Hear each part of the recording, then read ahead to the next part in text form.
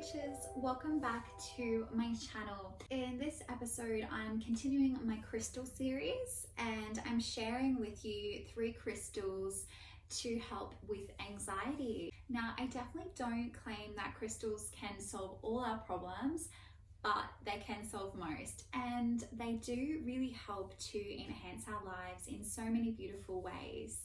Now, I know I'm not alone in experiencing anxious days, and these are some of my favorite crystals that I used paired with self-care practices that help to ease feelings of anxiety and stress.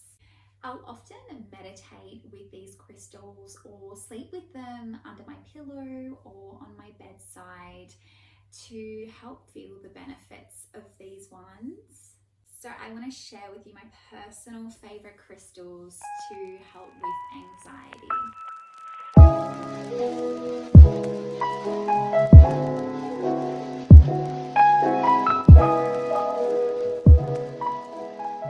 The first one is Peach Moonstone. This is a new one that I've recently added to my collection. As you can see here, I've got a beautiful, big, round, smooth palm stone of this particular crystal. So when it comes to crystals for anxiety, I personally preferred tumbled or smooth stones just because I find their energy really gentle and comforting, and plus it makes them really comfortable to snuggle with in bed as well when I'm not feeling 100%. I'll often snuggle with my crystals as well, curl up with them. So when they're smooth, they're a lot more comfortable to have in your bed or even under your pillow as well. Peach Moonstone is a beautiful crystal that helps to heal fear and worry. And it can be really helpful when we're feeling overwhelmed or highly emotional. So Peach Moonstone is a perfect crystal for emotional healing and supporting us when we're feeling emotionally out of balance. It helps to just restore that balance and that peace and center again.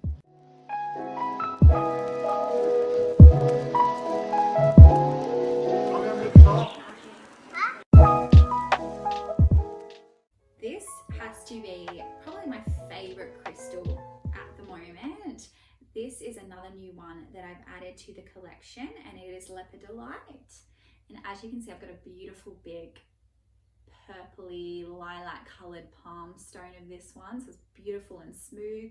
It's got a little bit of weight to it, and you can't see it obviously here. It's hard to see even at close up with a camera. You just can't really capture the beauty of this, but it's got gorgeous silver sparkles through it.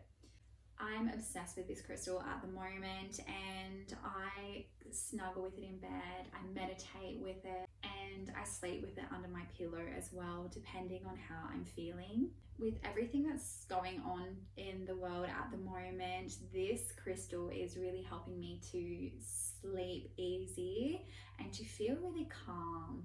Lepidolite actually contains lithium. So lithium helps to treat bipolar and depression, and it gives this crystal a really beautiful silver sparkle. So that silver sparkle I was talking about before is actually the lithium in the crystal. So it's very, very powerful in that sense. Due to that, it is a really powerful mood stabilizing crystal that calms, soothes, balances our emotions, and really relieves stress and anxiety.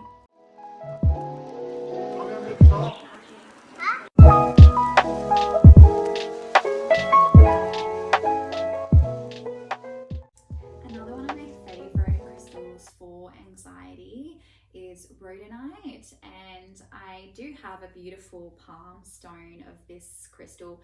However, it's upstairs in my bathroom at the moment. It's one of those stones that I really love having when I do my ritual baths for many reasons. Rhodonite is a really beautiful alternative to rose quartz, and it still carries that same energy of compassion and love, but it is also a really powerful emotional healing stone.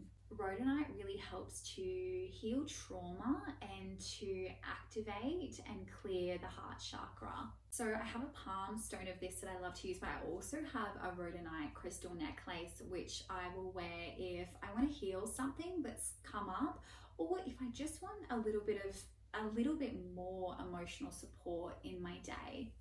Rhodonite really soothes stress, it calms anger, and is a stone that is really loving and healing. Now, there's a vast variety of crystals out there that can really help promote healing and emotional support and help with many different aspects of our lives. But these are my personal favorites for anxiety that I'm really drawn to.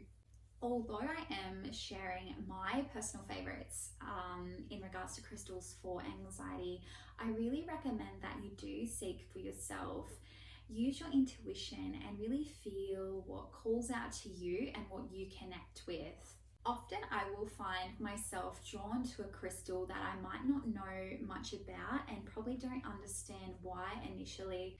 For example, rhodonite. I was really drawn to rhodonite. I'd never seen it before, and I ended up getting myself a rhodonite necklace just because I was so drawn to it. And I always go with my intuition when it comes to crystals.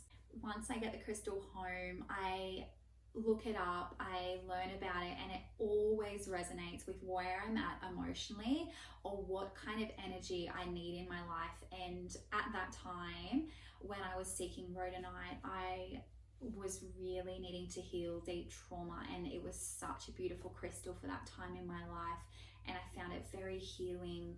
So it's really beautiful to really rely on our intuition when it comes to crystals, because our intuition knows and it will be drawn to what we need. So really trust that and follow your intuition when it comes to choosing crystals for yourself, because everyone's different and we all have had different experiences and different needs and things that we probably need to heal or need help and support with. So trusting your intuition is always the way to go when it comes with that. I can give my advice and some tips and some guidance, but it is up to you and what feels right for you at the end of the day. If you are struggling with anxiety or obsessive thoughts, I just want you to know that you are not alone. This is something I myself have experienced at times in my life as well. And there is some amazing support out there if it is getting too much for you to handle on your own. If you're Australian, I definitely recommend you seeking support and getting a mental health plan. If you do find you're needing that extra support, we have some really great resources in Australia for that. Personally, it's one of the best things I did for my mental health. And regardless of your location, really, if you are finding you're needing that extra support, you don't have to go it alone. Reach out, talk to someone. There's lots of beautiful support out there, and different things work for different people, but I just really want you to know that you're not alone, and you're not alone in what you're experiencing as well. I will say it's really helpful to talk to a professional and a neutral party and really get some tools and techniques to help you better manage your mental health, because these are things that we're just not taught. Our parents often don't have the right tools to give us when we're growing up, and it's not stuff we learn in school.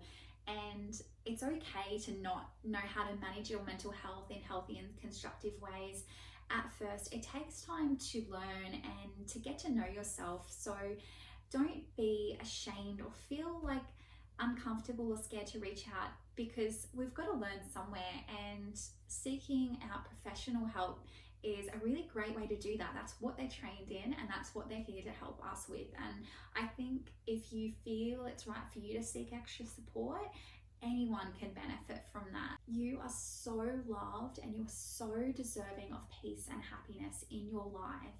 Thank you so much for watching this episode. I hope you really found it beneficial.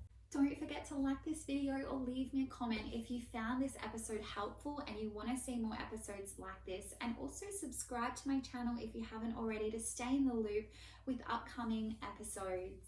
Thanks for watching, witches. Mwah.